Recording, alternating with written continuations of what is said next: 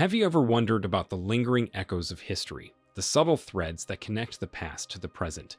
Today, we embark on a voyage into one such untold story, a tale that unveils the economic legacy of colonization, where 14 sovereign African countries, once under the colonial grasp of France, find themselves facing unique challenges. Join us as we unravel the intricate narrative of how France's historical influence still shapes the financial landscape of these nations. In the colonial era, the scramble for Africa reshaped the continent's destiny, leaving behind both the visible and the concealed imprints of imperial rule. France, one of the key players in this era, left a complex legacy that extends beyond independence and into the economic fabric of the present day. As we get into this intriguing narrative, we invite you to open your mind to the lesser-known chapters of history, to ponder the forces that shape our world in ways we might not always realize. This is the story of how France forced 14 African countries to pay for being colonized, and it's a tale that calls for understanding, discussion, and a quest for a more equitable future. Picture this. The CFA franc, the African financial community franc, was birthed in 1945, just after World War II. It was designed to be a unifying currency for the French colonies in Africa, facilitating economic cooperation and trade within the region. On the surface, it appeared as a pragmatic move, but underneath, the arrangement carried significant strings attached. These 14 countries, most of which were French colonies seeking independence, found themselves in a precarious position. One of the conditions set forth by France for its independence was the adoption of the CFA franc. It wasn't a mere suggestion, it was a binding condition, and its roots stretched back to the economic interests of the colonial era. This compelled reliance on a currency directly linked to the former colonizers' financial system. Here's where it gets fascinating and, some argue, contentious. The CFA franc is pegged to the euro at a fixed exchange rate, with the guarantee that it will always be worth a specific amount of euros.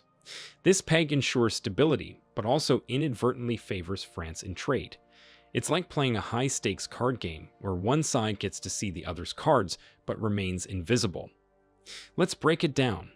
These African countries, with their economies tethered to the CFA franc, find that their imports and exports are affected by the euro's movements.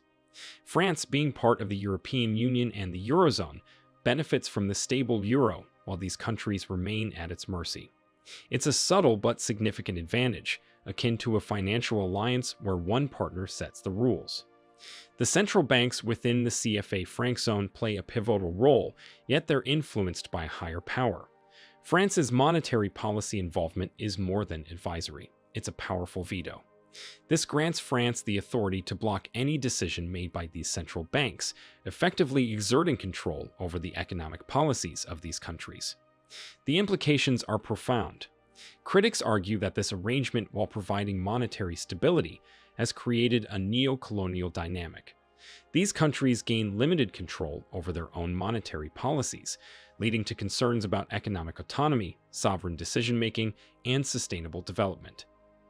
The most controversial facet of the CFA franc's legacy is the unsettling concept of the colonial tax, a shadow that looms over the economic sovereignty of the 14 African countries within the CFA franc zone.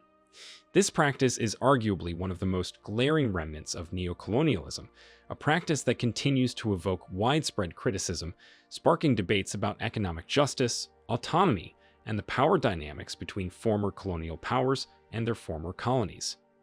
Let's dive deeper into this unsettling arrangement. Under the terms of the CFA franc agreement, these African nations, once under French colonial rule, are required to deposit a staggering 50% of their foreign exchange reserves with the French treasury. In essence, this is a portion of their economic wealth, resources they need for development, stability, and investment in their future. However, this treasure trove finds its way back to the French budget, essentially financing France's own national needs.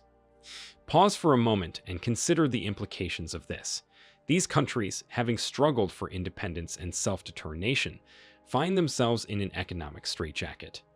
The promise of sovereignty, the dream of charting their own course, is compromised by an arrangement that echoes an eerie echo of the past. The colonial tax, a levy on their economic progress, hinders their ability to allocate resources to address critical domestic needs, from infrastructure to education to healthcare. It's crucial to acknowledge that the concept of a colonial tax isn't limited to just monetary value. It symbolizes a deeply ingrained power dynamic. The echoes of colonization reverberate through these financial corridors, raising concerns about economic justice and the right of nations to control their own destinies. Critics argue that this arrangement goes beyond fiscal matters. It represents a moral issue, a stain on France's history, reminding the world of the lingering imbalances in post-colonial relationships. It's a controversial practice that underlines the complexities of sovereignty, the ethical dimensions of international relationships, and the responsibilities of former colonial powers to their former colonies.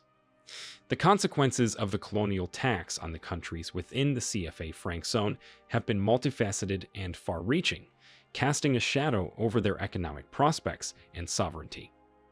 First and foremost, the imposition of the colonial tax has severely hampered these nations' ability to foster robust economic development. Allocating a substantial portion, 50% of their foreign exchange reserves, to the French treasury has left them with limited resources to invest in critical areas such as infrastructure, education, and healthcare. The resulting scarcity of funds has led to slower economic growth, perpetuating higher poverty rates and hindering the overall advancement of these countries. Secondly, the colonial tax has exposed these nations to heightened vulnerability when it comes to economic shocks. The CFA franc's peg to the euro translates into a direct correlation between fluctuations in the euro's value and the economies of the CFA franc zone. This dynamic creates a challenging environment for these countries to plan and execute their economic strategies.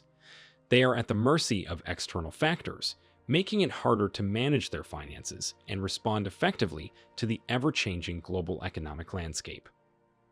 Thirdly, and perhaps most significantly, the colonial tax has granted France an alarming level of influence over the countries in the CFA franc zone. This influence can be leveraged to advance French interests, but it may not always align with the best interests of the countries within this zone. The inherent power asymmetry raises concerns about true sovereignty and self-determination, as decisions are influenced by external forces, creating a delicate balance between national autonomy and external interests. In the intricate web of history and global economics, the CFA franc and its consequences illuminate a complex narrative that transcends borders and generations. As we close this chapter, it is imperative to recognize the weight of these realities on the countries within the CFA franc zone. The colonial tax, a stark reminder of past dominations, has proven to be a formidable challenge for these nations. It has stifled their economic potential, curbing investment in vital sectors that drive progress and prosperity. The resulting impact on development and poverty rates serves as a poignant reminder that true autonomy is inextricably tied to economic self-determination. Moreover, the vulnerability to economic shocks stemming from the euro's fluctuations has exposed the delicate nature of this financial arrangement. The challenges in planning and managing their economies, rooted in this currency peg, urge us to reconsider the efficacy of systems that leave countries at the mercy of external factors. The influence wielded by France over the countries in the CFA franc zone, while rooted in historical ties, raises important questions about sovereignty and the balance of interests. It underscores the need for equitable partnerships and respectful cooperation between nations, one that places the genuine advancement of each country at the forefront. As we reflect on these consequences, we must not forget the individuals and communities impacted by these arrangements.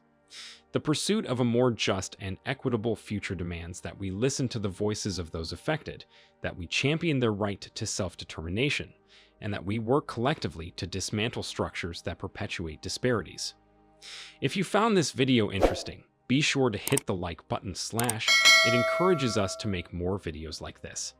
Let us know what you think about the way France treats African countries.